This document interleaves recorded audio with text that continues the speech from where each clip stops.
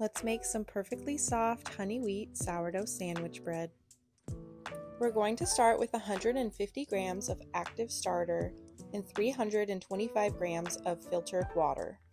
Mix that to get a milky consistency and add 340 grams of bread flour, 160 grams of whole wheat flour, 30 grams of oil, 40 grams of honey. My recipe will also be written in the caption for you guys to screenshot. We're going to mix this all together until we get a shaggy dough. Scrape the sides of our bowl and cover and let rest for 1 hour.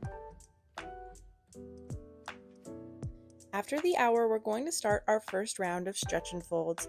So I take a corner of my dough, stretch it up, and fold it over into the middle, and I repeat this on all 4 sides. This builds strength and structure to my dough, so it's not just a big globby mess of wet flour.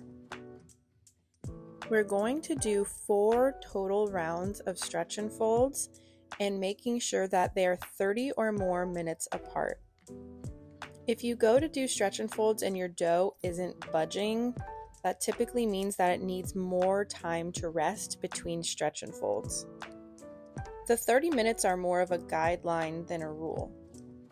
This is my 4th stretch and fold, so after this I'm going to kind of curl it up into a ball in the bowl. You'll see I take both hands and kind of smooth it out a little, and I will cover it, and we're going to let this bulk ferment on the counter for about 3 hours.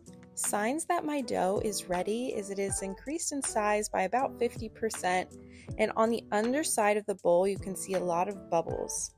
I'm going to wet my rolling pin. This will prevent my dough from sticking to it, and I'm going to roll this out into a rectangle, making sure to pop any really big bubbles and putting some pressure on the dough.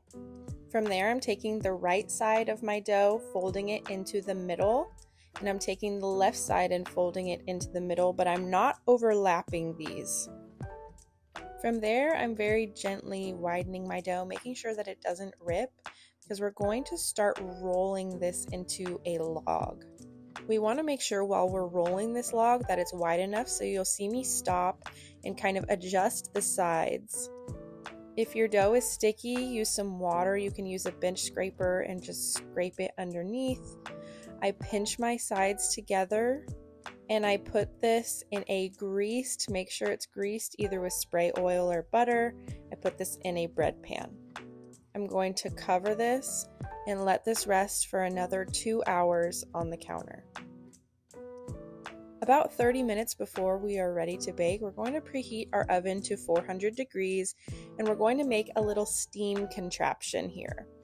This will make it so the top of our dough doesn't harden before the middle of our bread is cooked. So I'm going to spray it with some water, and that foil I covered in non-stick spray, and I'm kind of making a little tent on the top. This is not touching the dough. There's definitely some room in there, and I put it into my oven. We're going to bake at 400 degrees for 30 minutes covered.